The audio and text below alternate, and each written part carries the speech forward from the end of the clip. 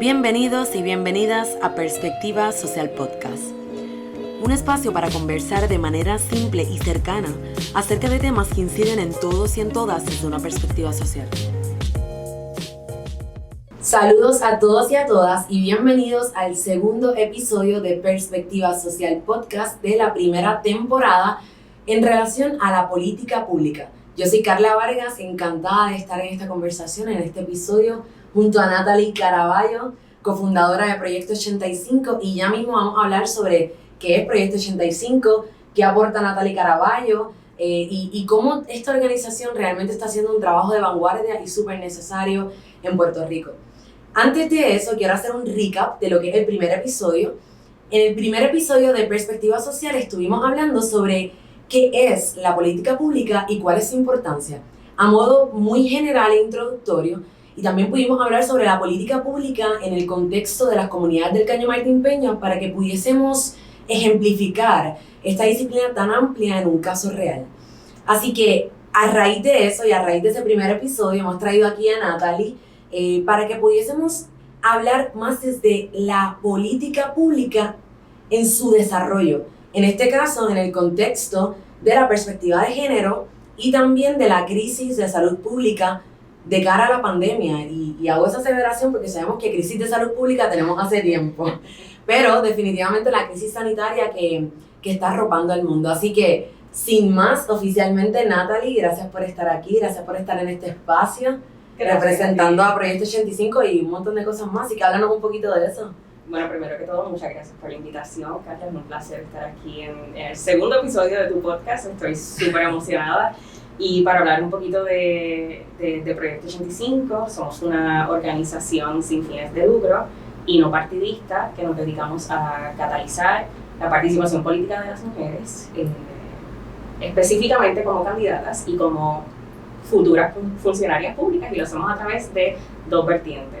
Una vertiente es la parte investigativa, como las mujeres han ido progresando en la política en Puerto Rico, y nuestra parte principal, que son nuestros adiestramientos, que tú has participado en ellos, así que súper emocionada. Buenísimo, ya esta pandemia tiene que acabar para volver a retomarlo. Para volver a retomar los adiestramientos presenciales, definitivamente hace muchísima falta, pues tenemos esa, es la razón por la cual nacemos hace 2 años, 3 años ya, wow, en el 2018, igual somos una organización súper baby, por decirlo así, ¿verdad? 3 años, pero con un impacto masivo todo, y súper necesario en Puerto Rico porque no teníamos una organización que realmente trabajara con la participación de las funcionarias mujeres ni de los puestos políticos de mujeres. ¿Por qué Proyecto 85? Se llama Proyecto 85 porque en Puerto Rico tenemos 158 puestos principales compuestos desde la gobernación, la comisaría residente, los escaños en el Senado, en la Cámara de Representantes y las alcaldías.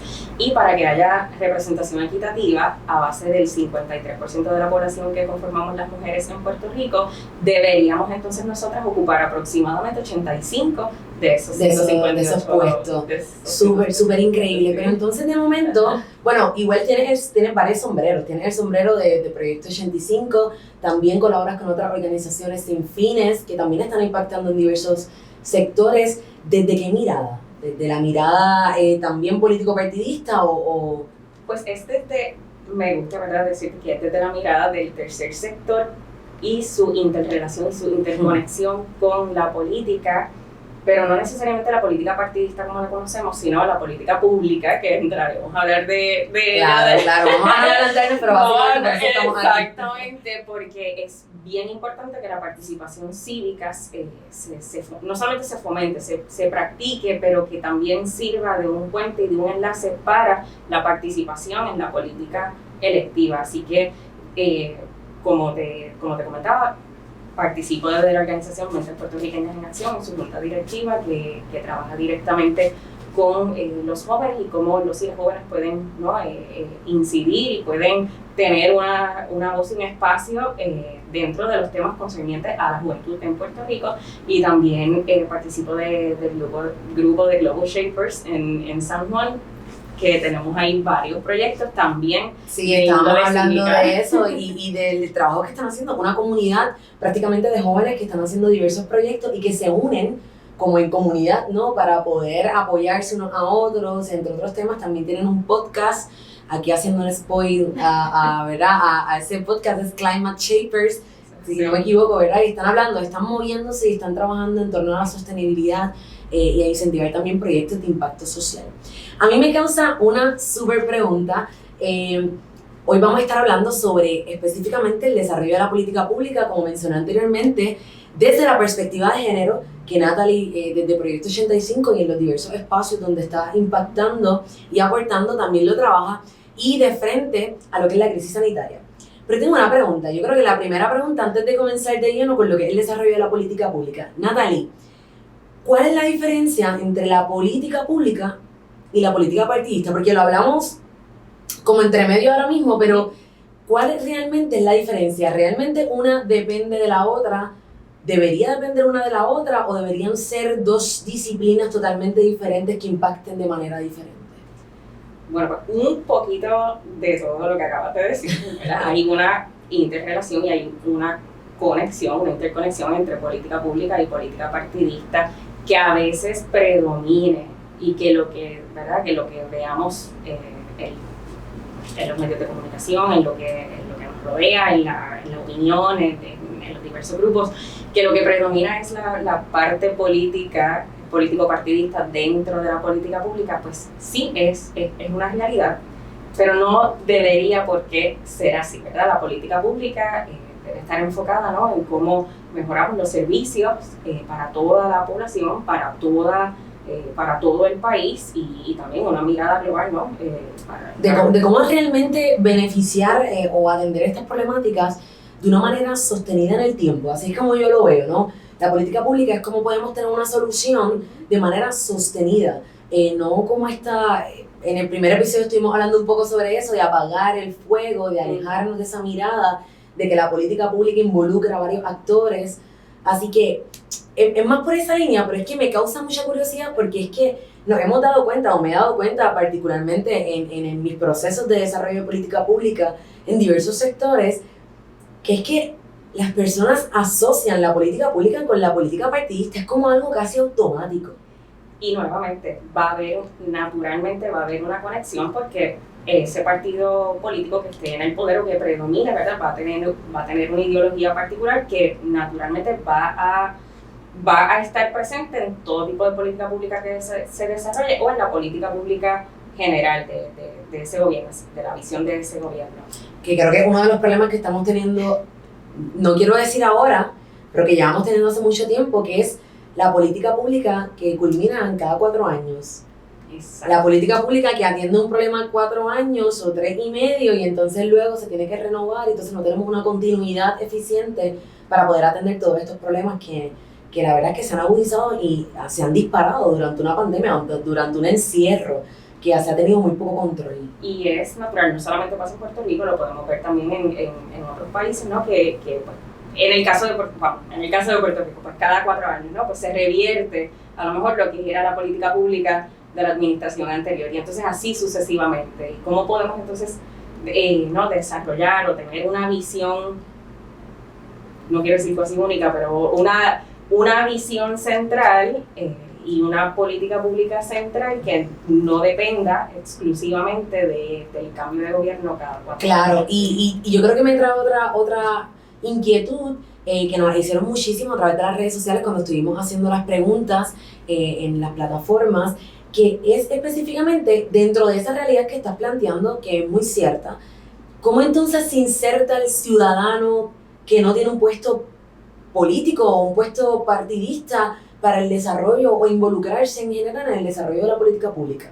Es bien importante eso que mencionas y esa pregunta es esencial. Definitivo. Es esencial para el desarrollo de esta conversación porque precisamente desde el tercer sector, no solamente tercer sector, el sector de sin fines de lucro para la audiencia. Claro, tenemos 3 sectores para hacer esa aclaración. Tenemos el tercer sector, que es el sector que se enfoca más en las sin fines de lucro, organizaciones sin fines de lucro, y también están el sector privado y el sector público, y la realidad es que pues son muy transversales y deberían colaborar unos con los otros para lo que es la política pública. Pero exactamente, pues hay muchísimas organizaciones que puedo nombrar que tratan, motivan e incentivan a que la población se inserte activamente y cívicamente en la creación y en el desarrollo de políticas públicas. Como te estaba mencionando al principio, donde la organización donde colaboran Mentes Puertorriqueñas en Acción, pues cómo desde Mentes Puertorriqueñas en Acción podríamos incidir para que la juventud sea parte del desarrollo de política pública que afecta a la juventud.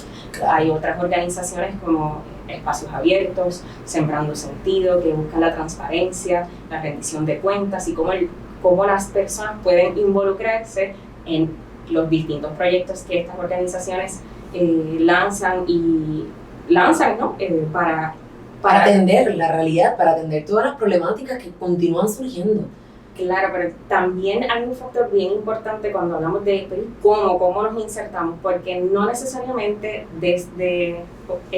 vamos a decir, desde la legislatura no necesariamente se fomenta, ¿no?, el que claro, las personas estén bien atentas a cuántos proyectos de ley hay, sobre qué tratan, cuál sería su posible efecto, que vayan a las vistas públicas. El tema de las vistas públicas en Puerto Rico es un tema que podríamos estar horas y horas, no solamente en el proceso interno de lo que es la vista pública, sino la participación ciudadana. Todas estas políticas que al final del día pasan a la legislación y nosotros ni nos enteramos hasta que ya están legisladas.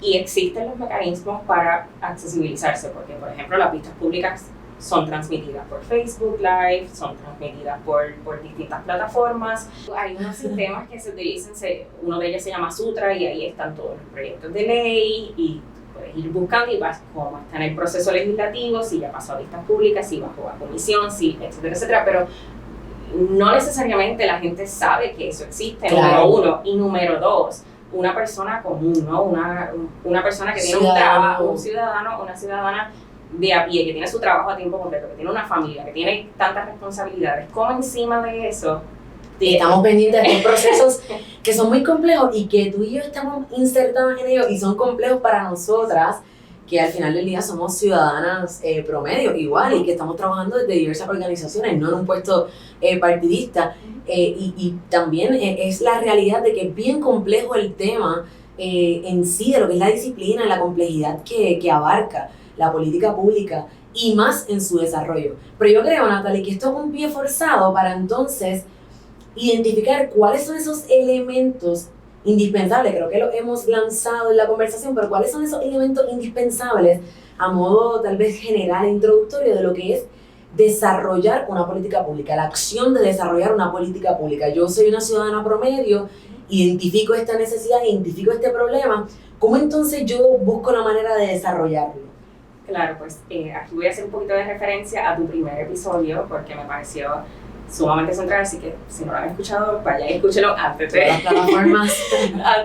escuchar o continuar con porque la política pública sí tiene que partir, como bien dice, se identifica un problema, pero también este problema tiene que ir identificado con un proceso de investigación, con una recopilación de datos, que haya una evidencia que diga, bueno, es que hace falta política pública para X cosas porque la evidencia y porque los datos nos sustentado y nos dice que si no hacemos esto va a tener esta otra consecuencia. Exactamente, entonces ese es el primer paso, ¿no? La investigación como uno de los primeros elementos indispensables. Claro, es elemento indispensable. Luego podemos hablar un poquito de lo que son los grupos de interés, ¿no? Como si estamos participando como ciudadanos y ciudadanas, pero también como alguna organización o como alguno de cualquiera de los tres sectores que mencionamos, ¿no? Cómo entonces creamos esa relación con la legislatura y entonces ahí es que los grupos de interés comienzan a ejercer distintas presiones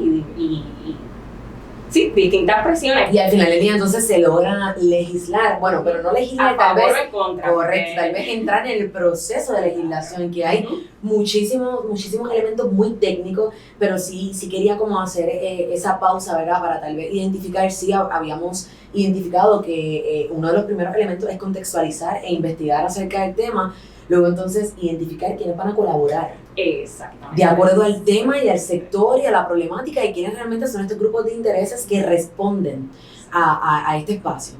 Y por otro lado entonces ya entra el Estado y cómo entonces se presenta en los procesos de legislación y en los procesos de a favor o en contra. Pero y el proceso político partidista también hay que... Es que hay que mencionarlo, es la realidad, Claro, hay que mencionarlo. A mí me frustra, personalmente me frustra muchísimo el tema de que, bueno, no solamente la asociación de la política pública con la política partidista, sino casi la realidad de que una política pública está casi atada por inercia a ese cuatrenio. Quien sea que esté al mando, cualquier gobierno que esté al mando, a ese cuatrenio. Yo tengo mucha esperanza de que este cuatrenio que está tan mixto, podamos tener algún tipo de cambio, podamos ver algún avance en las políticas públicas. Creo que estamos muy temprano, estábamos hablando de eso hace poco, muy temprano como tal vez para poder analizar qué van a hacer. Claro, es muy temprano para ver cómo se van a ir desarrollando, pero por lo que estamos viendo en estos cortos 4 meses, por ejemplo, en el momento no se ha firmado ninguna ley, por ejemplo. Así que también estamos viendo que como para mí es sumamente positivo el hecho de que haya muchísima diversidad que estén los 5 partidos. Increíble la participación de las mujeres, ya que estamos hablando de la perspectiva de género y la perspectiva de los funcionarios y de los puestos políticos. La realidad es que hay ¿cuántas mujeres ahora mismo hay representadas en los diversos escaños? En total hay 34 mujeres, pero esto vamos desde la comisionada residente hasta las alcaldesas. En el Senado hay 14 senadoras y 13 senadores, así que por primera vez en la historia de Puerto Rico se logró paridad representativa a base de género. Esto podría ser tema para otro podcast. No, definitivamente. De cómo no, ¿verdad? Cómo la parte numérica no necesariamente, ¿verdad? Indica la calidad o indica, ¿no? qué asuntos van a estar promoviendo o no. Pero hay mayor representación, ciertamente, al menos en el Senado. En la Cámara de Representantes continuamos sumamente rezagadas y subrepresentadas con solamente 10 representantes. Hay un avance, pero creo que también hay que, exactamente, creo que hay que levantar una bandera y no entrar en la ilusión de que realmente ya hemos avanzado demasiado. Hay unos avances muy justos para toda la lucha que hay detrás. Sí, así que yo creo que hay una siembra, una cosecha de una siembra de muchos y muchos años de historia.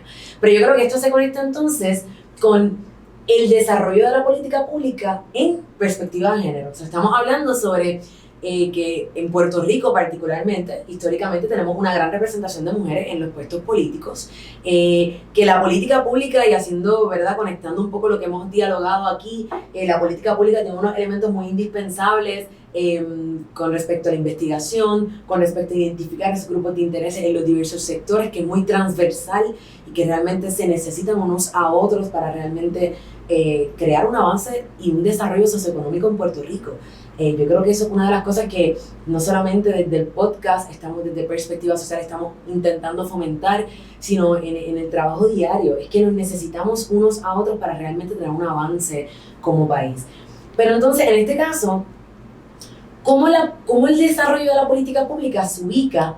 Hay como dos miradas, porque está el desarrollo de la política pública para promover la perspectiva de género, muy necesaria, no solamente a nivel educativo, que es lo que estamos escuchando, el currículum de perspectiva de género educativo, muy necesario, sino también en la fuerza laboral, hasta en la fuerza deportiva, en los puestos políticos como estábamos hablando. Pero también hay otra mirada, Natalie, que es el desarrollo de la política pública en perspectiva de género, desde la perspectiva de género. ¿Cuál es la diferencia de esas dos vertientes? Y te voy a añadir una tercera mirada. Está la mirada, que inherentemente va a haber por el factor de soy mujer, soy hombre, o soy una persona no binaria, no importa, ¿verdad? El género desde el cual estemos entrando a este espacio va a influir en nuestro pensamiento y en qué vamos a apoyar. Así que esa es la primera mirada de por sí que vamos a llevar al espacio desde donde queremos ejercer algún tipo de influencia, en este caso el de política pública.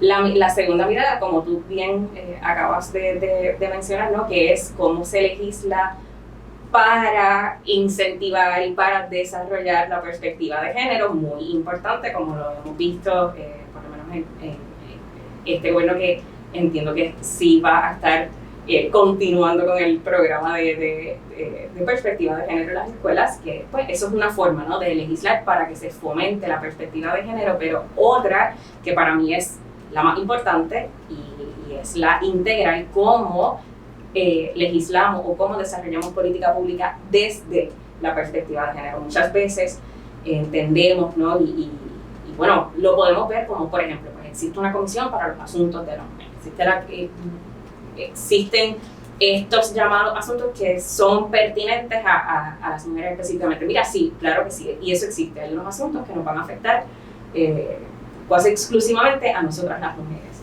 pero todos los asuntos nos afectan. Somos la mitad de la población, todos los asuntos claro, nos afectan directamente, así que cómo desarrollamos política pública desde la perspectiva de género para influir en los diversos asuntos económicos, laborales, de salud. En todo, en todas las temáticas que nos desarrollan como país. Y yo creo que es que me causa, ¿verdad?, esta intriga y también una de las preguntas que nos estuvieron haciendo, porque es que sabemos que hay un reto y un fenómeno con respecto al desarrollo de la política pública, alejándose del partidismo, o lo que debería ser, que es que una cosa no tenga que influir en la otra, o no tan directamente, porque sí que son complementarias, pero no tan directamente. Pero también otra es realmente cómo la política pública se puede desarrollar en perspectiva de género si es que no tenemos ni siquiera la representación de las mujeres en los diversos escaños. En el Senado, bueno, actualmente, pero sabemos que tenemos muy poco tiempo para poder medir ese impacto del desarrollo de las políticas públicas que vayan a desarrollar en este cuatrienio. Sí, no, definitivamente, ¿no? Estaremos viendo a través de este cuatrienio, que es donde hay mayor participación y mayor representación de mujeres, cómo entonces influye el hecho de que esté en la idea, cómo va a influir en el desarrollo de políticas públicas. Me parece que estamos viendo algunos indicios positivos y negativos, claro está, pero vamos a ver, todavía falta por ver cuándo pase, cómo se desarrolla, claro, cuando se ponga en ejecución, cuando... Y si fuésemos a poner un barómetro, ¿cómo se posiciona Puerto Rico en comparación tal vez con otros países de mayor desarrollo, o en contraste? Me gusta más esa palabra que comparación, ¿verdad? En contraste con países que están implementando política pública desde la perspectiva de género. Y quiero hacer el énfasis porque sí que necesitamos más políticas públicas en Puerto Rico para la perspectiva de género, pero en este caso es que desde el inicio, en perspectiva de género, la creación y ese desarrollo desde esa mirada. ¿Cómo Puerto Rico se posiciona en comparación con estos otros países de desarrollo? Para llegar aquí a este espacio, hablar un poquito de perspectiva de género en el contexto de la crisis de salud pública por la que estamos pasando. Yo fui a uno de estos espacios que te dije que existen, Sutra, para ver los proyectos de ley que se habían radicado sobre el COVID el año pasado y este año. El año pasado hubo 154 medidas o proyectos o resoluciones que se presentaron. De esas 154 vi como más o menos se convirtieron en ley como 10 aproximadamente, y algunas resoluciones también se aprobaron.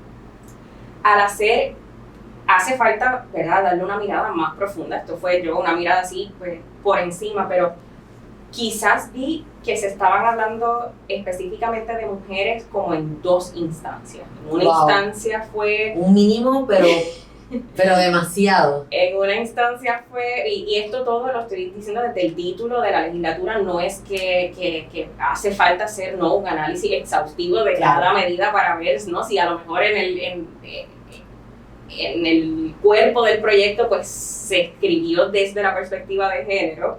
También es súper interesante mirar eso, pero a simple vista en el título, exposición de motivos, solamente vi en dos instancias. Una, para accesibilizar el voto de las primarias a mujeres embarazadas. La segunda instancia fue para solicitarle unos datos de desempleo sobre mujeres y personas mayores al Departamento del Trabajo. Pero entonces aquí contextualizándolo con pues, Latinoamérica, con Europa, es más, hasta con Norteamérica también, incluyendo a Canadá.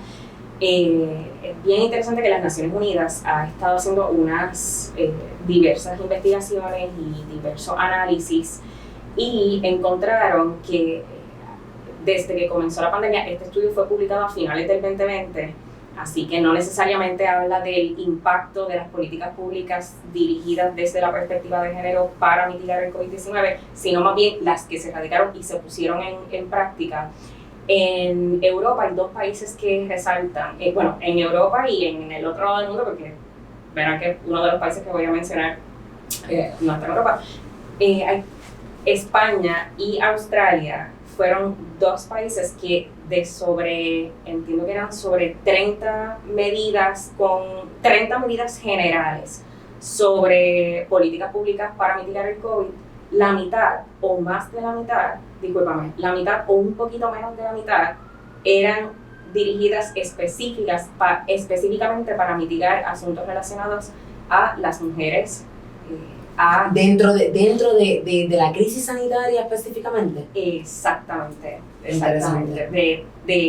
Por poner un ejemplo, entiendo que España eran 36 medidas y de ellas casi, quiero ver, como 16 o un poquito más, eran específicas para mitigar el COVID desde la perspectiva de género. Es bien interesante que porque la ONU lo divide de una forma bien weird, porque estaba Europa, Norteamérica, incluyendo Estados Unidos, Canadá, Australia y Nueva Zelanda, ponían a todos estos países, todos estos actores juntos, y entonces en segundo lugar, quienes le seguían en cuanto a mayor cantidad de medidas era Latinoamérica, que a mí me pareció sumamente positivo. Positivo, pero bastante sorprendente. Porque si estamos hablando de un Latinoamérica versus Australia, España, que es uno de los países con mayor salud pública, incluso hasta Canadá, versus Latinoamérica, pues pudiésemos pensar que Latinoamérica no está en segunda posición.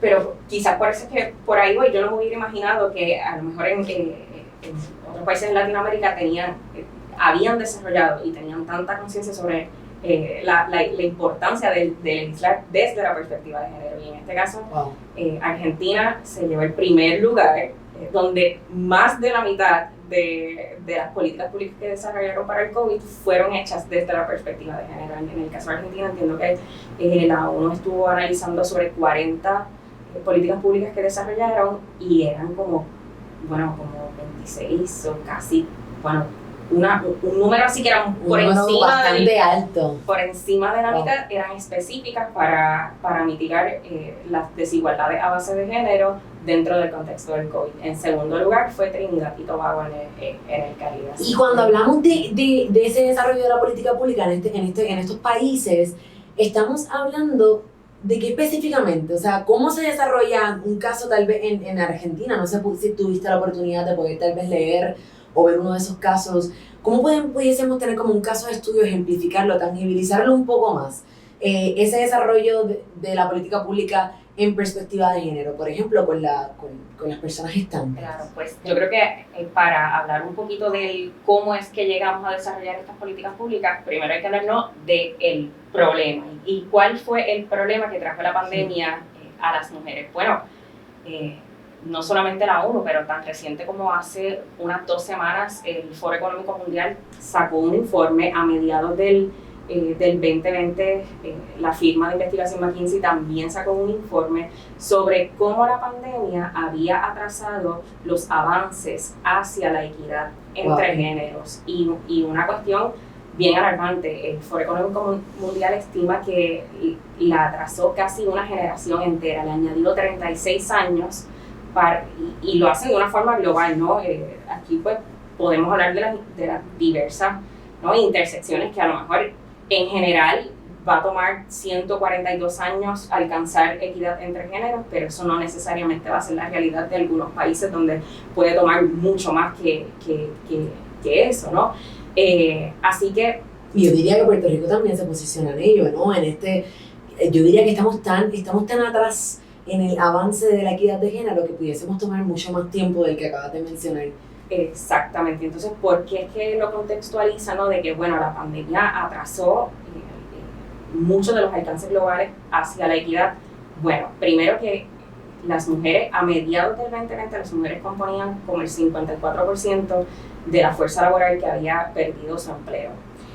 las responsabilidades o las tareas domésticas no remuneradas se duplicaron, triplicaron, me atrevo a apostar que mucho más que eso, porque está el confinamiento, ¿no? Aparte de que asumieron un montón de responsabilidades que ya tenían, sino que se intensificaron. Pues también estuvo el factor de la violencia, ¿no? De cómo el confinamiento aumentó y exacerbó demasiado, ¿no? La violencia a base de género. ¿Por qué? Porque estaban encerradas en sus casas con sus agresores. Entonces, aquí es que vienen los diversos países que sí desarrollaron políticas públicas desde la perspectiva de género y, por ejemplo, nuevamente en el caso de Argentina no esperó, la pandemia comenzó y Argentina inmediatamente clasificó a los albergues como servicio esencial. Pero en Puerto Rico, y en contraste con Puerto Rico, sabemos que se agudizaron y los récords realmente sobrepasaron con respecto a lo que es la violencia de género y la violencia intrafamiliar, precisamente por lo que están mencionando. Estamos hablando de que la víctima está encerrada con su agresor o agresora. Y así que eso es una realidad. Pero también en Puerto Rico sí que tomamos unas medidas muy estrictas con respecto al Task Force médico, pero el Task Force social es que tardó, incluso el sector sin fines de lucro, el tercer sector, liderado por el Colegio de Trabajadores Sociales, creó el Task Force Social del Pueblo, intentando ejercer presión para que se pudiesen atender estas problemáticas sociales con la misma urgencia que se están atendiendo las problemáticas de salud médica, ¿no? Así que yo creo que realmente ha sido un reto increíble desarrollar aquí en Puerto Rico una política pública que atienda estos problemas, porque es que la verdad es que lo hemos visto como un tercer plano. Pero ¿qué otras medidas tal vez pudiesen tomar en contraste con Puerto Rico? Aparte de, en sí, resalto la parte de la violencia porque fue donde más se enfocaron en general, pero también cómo se podría mitigar todas las responsabilidades que recayeron primordialmente en las mujeres en cuanto al trabajo doméstico no remunerado. Bueno, pues no estoy segura si en el caso de Argentina específicamente, pero estuve leyendo que muchos de los países que sí desarrollaron la política pública desde la perspectiva de género, por ejemplo, ofrecían unos incentivos particulares a aquellas personas que demuestren que son cuidadoras. ¡Wow! O sea, que tuvieron realmente unas medidas de también incentivar económicamente a estas personas que estaban promoviendo. Exactamente, pueden ser desde las ayudas sociales para, en este caso, las mujeres que están con un montón de responsabilidades, muchas de ellas que voluntariamente tuvieron que renunciar a sus trabajos para poder, y yo aquí me atrevo a apostar que todas y todos conocemos a una persona que durante la pandemia decidió dejar su trabajo, bueno, que también tenía, ¿verdad? Para ser cuidador, cuidadora. Y dentro de estos proyectos que se convirtieron en política pública y lo han desarrollado, pues como por ejemplo se accesibiliza el sistema de salud para las cuidadoras que puedan recibir ayuda psicológica, psicosocial y de otra índole, pues como eso es todo parte se identificó el problema, se llevó al espacio de política pública y ahora se está ejecutando. Veremos, ¿no?, cuál va a ser el impacto, entiendo, si se ejecutó bien, será positivo. Claro. Bueno, es que al final del día el desarrollo de la política pública en este tipo de temáticas, que son diversos problemas sociales, es que lo que propicia es que a nivel nacional se acaten unas medidas para poder mitigar riesgos, para poder prevenir problemas, para poder controlar un poco todo este tipo de issues y de hitos y de problemas que realmente pues desaceleran el proceso de desarrollo de cualquier país, en este caso de Puerto Rico. ¿Qué tú crees, Natalie, que es el factor más imperante para atrasar el desarrollo de política pública en Puerto Rico en perspectiva de género? Además, tal vez de la poca participación de la mujer en los escaños. A largo plazo, ¿no? ¿Verdad? Si se fomenta, por ejemplo, una educación con perspectiva de género, pues vamos a tener personas con un conocimiento integral sobre ello, que a su vez van a llevarlo a cuando estudien, cuando se insertan en la fuerza laboral, y va a tener ese impacto directo porque ese es el proceso más largo, pero es el que es más efectivo. Ahora mismo, verdaderamente lo que nos queda, ¿no?, es estar conscientes de quiénes son las personas a quienes le brindamos nuestra confianza, nuestro voto para que nos representen, y si esas personas tienen esta visión, ¿no?, y tienen la visión integral de asumir posturas desde la perspectiva de género en todo lo que hacen. No solamente legislar sobre perspectiva de género para asuntos específicos de las mujeres, sino vivirla. Claro. Tenerla implícita en todas las acciones, en todas las palabras, en la inclusividad de todo lo que desarrollamos. Exactamente, aunque estemos legislando sobre cambio climático, aunque estemos legislando sobre energía, aunque estemos legislando sobre desarrollo económico, cómo hacemos de nuestras políticas públicas más integrales y que incluyan eso, la perspectiva. ¿Cómo se desarrolla la política pública en medio de una pandemia? Lo hemos hablado, pero entonces, ¿cuál es ese alcance? ¿Realmente tiene un alcance significativo o estamos hablando de una medida que podemos resolver con las vacunas y luego entonces bregamos con la política pública? En la vida, la política pública tiene que ser central porque son las medidas que afectan literalmente cada segundo de nuestra vida. Y por eso pudimos ver en Puerto Rico y en muchísimos países cómo la política pública pues se enfocó en que en algunos aspectos priorizaron la salud pública, en algunos otros aspectos y en algunos otros países priorizaron el desarrollo económico. Pues cómo se podría hacer si con la visión, ¿no?, centrada, con la visión correcta, con una visión integral, cómo entonces tú puedes desarrollar una política pública que tome en consideración todos los componentes, en este caso el de salud pública, el desarrollo económico, seguridad y demás. Así que es integral, es transversal, no solamente porque no lo vivimos, porque nos gusta, pero es que realmente es esencial para llevar las riendas de cualquier situación, y en esta situación particular, la pandemia.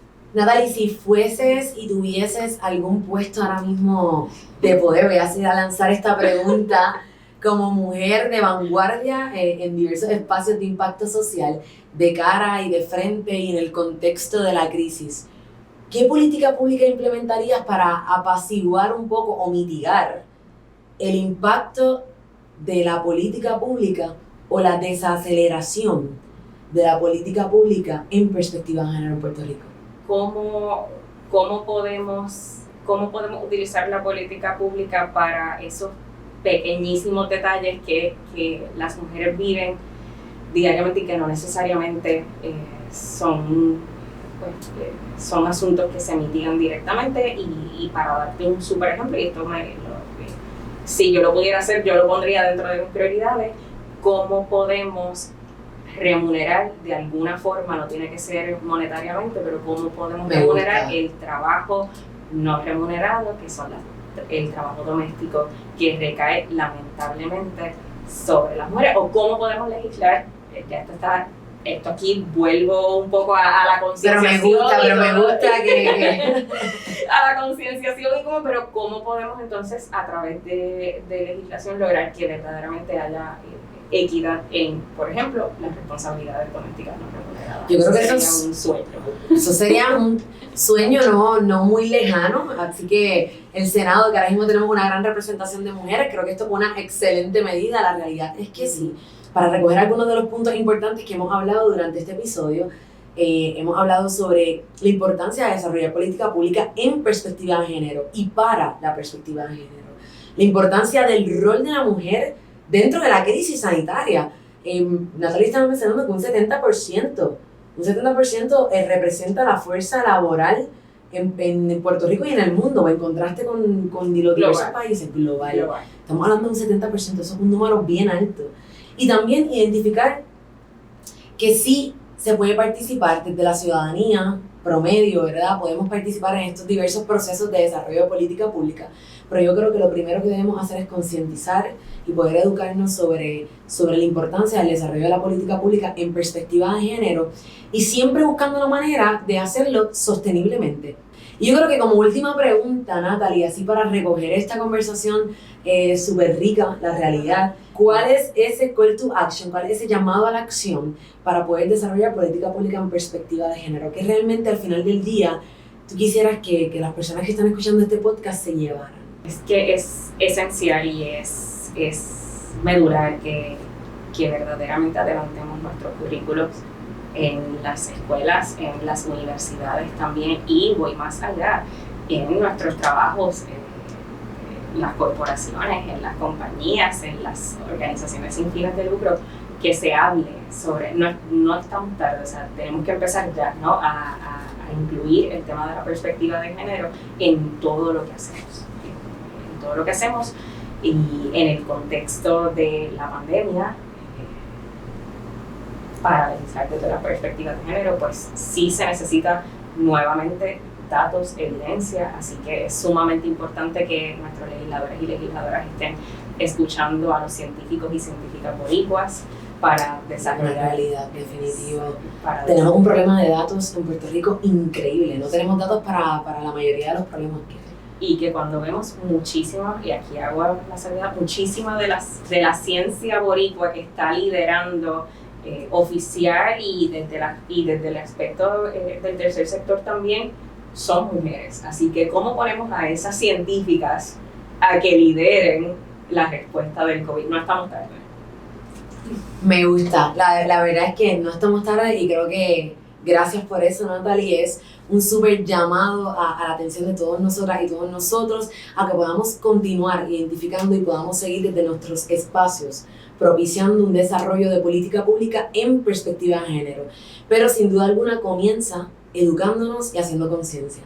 Así que con esto culminamos la conversación. Natalie, gracias por este espacio, gracias por estar aquí en este segundo episodio, contextualizando el desarrollo de la política pública en Puerto Rico y con estos países que también nos presentaste, y también identificando el rol de la mujer en todo esto, el rol importantísimo de la mujer. Así que a ti por la invitación. espero que realmente puedan llevarse algo sobre esto y que puedan entender que todo esto es transversal, es holístico, y que todos los sectores tienen igual de participación e importancia en estos procesos. Así que continuamos la conversación en el próximo episodio de Perspectiva Social, hablando sobre el desarrollo de política pública bajo la mirada del rol del ciudadano, el tercer sector y las tres ramas del gobierno, un poquito más técnico en Puerto Rico, pero definitivo valía la pena hacer esta pausa y contextualizar el desarrollo de la política pública de cara a lo que estamos enfrentando ahora. Así que muchísimas gracias por sintonizar y los esperamos en el próximo episodio de Perspectiva Social Podcast. Muchas gracias por escucharnos y les invitamos a seguirnos en Instagram como Perspectiva Social Podcast y en nuestra web www.perspectivasocialpr.com para que no se pierdan el próximo episodio el último miércoles de cada mes.